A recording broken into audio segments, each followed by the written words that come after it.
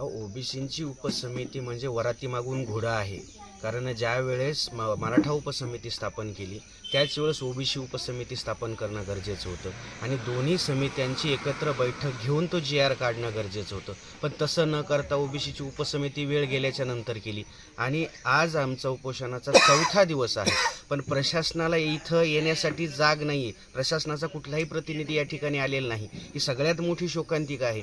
प्रस्थापितांच्या उपोषणाला सरकार पायघड्या घालते, उपसमिती लोटांगण घालते, 11 मंत्री शेळ्या मेंढ्यासारखं तिथं बसत आहे. मग या महाराष्ट्रामध्ये या अंतरवालीमध्ये हे ओबीसींचं प्राणांतिक उपोषण चालू आहे. पण सरकारला इकडे पाहायला वेळ नाही आणि या महाराष्ट्रातील ओबीसींना सरकार काय आश्वस्त करणार आहे? फक्त मीडियावर बातम्या दिल्याच्या नंतर जरांगे तुम्हाला एक पॉईंट विचारताय, त्यांच्याकडून तुम्ही अभ्यास करून घेतल्यासारखं विचारताय आणि सरकार त्याला उत्तर देते. आमची मागणी हीच आहे. आमचं उपोषण 4था दिवस आहे. सरकारनं याही उपोषणाकडे लक्ष द्यावं आणि ओबीसींना आश्वस्त करावं.